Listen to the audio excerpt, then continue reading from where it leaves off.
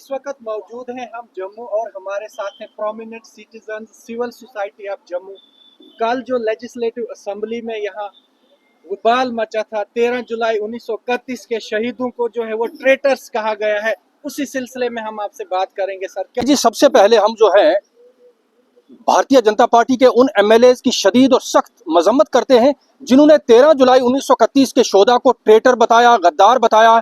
हम पिछले 75 बरस से 13 जुलाई 1931 के शोधा को शोधाए कश्मीर के नाम से मनाते आए, उनकी छुट्टी मनाते आए। मैं आपको उनको याद दिलाना चाहता हूं कि पिछले 75 बरसों से गवर्नर से लेकर चीफ सेक्रेटरी से लेकर डीजीपी से लेकर तमाम लोग उनकी कब्रों पे जाके गुलबारी करते रहे हैं और ये स्टेट स्पॉन्सर्ड फंक्शन होता रहा है। अब पिछले 2-3 बरस से उन्होंने छुट्टी कैंसिल कर दी। आज हमें लगता है कि भारतीय जनता पार्टी जिस तरीके से जम्मू कश्मीर की तारीख को मस्क करना चाहती है, हर चीज को जो है वो अपने उस धर्म का और उस कॉम्युनल पॉलिटिक्स के उसमें रंग में रखना चाहती है। हम उसकी शदीद मजम्मत करते हैं। 13 जुलाई के शहीद जो 22 लोग जो शहीद हुए थे वो डेमोक्रेसी के लिए शहीद हुए थे, वो शख्सी राज के खात्मे के खिलाफ एक जंग लड़ रहे थे। जब पूरे भारत में क्विट इंडिया मूवमेंट चल रही थी, यहाँ पे जो कश्मीर छोड़ो तहरीक चल रही थी, जम्मू कश्मीर छोड़ो तहरीक चल रही थी, उन्होंने उसके लिए अपने जो है जाने निछावर कर दी थी। मैं कहता हूँ महाराजा हो, कोई मुगल हो, कोई सुल्तान हो, कोई भी हो, वो कितना भी अच्छा हो, वो डेमोक्रेसी से कम अच्छा नहीं हो सकता है। और ये डेमोक्रेसी के लिए उन्होंने जो अपनी जाने निछावर कर दी, हम साल से उनको खराज अकीदत पेश करते आए हैं और हम इसकी शदीद मजम्मत करते हैं और हम समझते हैं कि ऐसे लोगों के खिलाफ जो कार्रवाई की जानी चाहिए। और मेरे साथ बाकी लोग हैं वो भी बात करेंगे। हमारा मानना ये है कि वो जो थे उन्होंने किसी मकसद के लिए शहादत दी थी। उसी के बाद महाराज ने फिर प्राइम मिनिस्टर भी बनाया जम्मू कश्मीर का और बाकी भी बनाए, मगर उनकी शहादत जो है वो डेमोक्रेसी के लिए उनको सलाम करना पड़ेगा। बाकी ये है कि भाई जैसा मर्जी हो, राजबाड़ा शाही होती है। राजबाड़ा शाही के बाद ही, टूटने के बाद ही जम्मू कश्मीर के पसमानदा लोग जो थे उनको जमीनें मिली, जो बोएगा वो काटेगा का अधिकार मिला। यार इतनी बड़ी कुर्बानी देने वालों को ऐसे कहना मैं नहीं समझता कि कोई जायज बात है। लेकिन एक बात और कहूंगा, ये सरकार जो है ये इसका एजेंडा है, माइनॉरिटीज को दबा लो और मेजॉरिटी को डरा दो और कारपोरेट परस्ती करो। 13 जुलाई 1931 ਨੂੰ ਜਿਹੜਾ ਜੰਮੂ ਕਸ਼ਮੀਰ ਦਾ ਰਾਜੇ ਦੇ ਖਿਲਾਫ ਜਿਹੜੀ ਹੈ ਜੰਗ ਲੜੀ ਗਈ।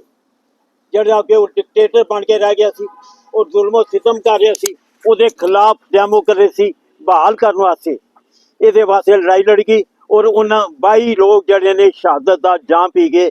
ਅੱਜ ਫਿਰਕਾ ਪ੍ਰਸਤ ਲੋਕ, ਉਹਨਾਂ ਨੂੰ ਸ਼ਰਮ ਆਉਣੀ ਚਾਹੀਦੀ ਹੈ कि जिन्होंने बड़े भद्दे लफ्ज़ इस्तेमाल किए उन्होंने वास्ते मैं उन्होंने लाल सलाम करना कि जिन्होंने अपन जाना जड़ियाँ ने जमहूरीयत वास्ते और वास्ते जड़ियाँ अपनी जाना कुर्बान कर दी थी। हमारे जम्मू की जो सिविल सोसाइटी है और ये जो वाक़या हुआ है असेंबली में यहाँ जम्मू कश्मीर की, और जिस तरह की हमारे शाहिद सलीम जी ने बिल्कुल दुरुस्त फरमाया कि पिछले 75 साल से लगातार वो जो हमारे जिन लोगों ने वो शहादत दी 1931 में यहाँ डेमोक्रेसी के लिए, ह्यूमन राइट्स के लिए, फंडामेंटल राइट्स के लिए, और लगातार आज से 2 साल पहले तक ऑफिशियली जाके हम उनको अपनी श्रद्धांजलि भेंट करते थे, तमाम लोग, हमारे सियासतदान, हमारे ऑफिशियल्स, आम लोग।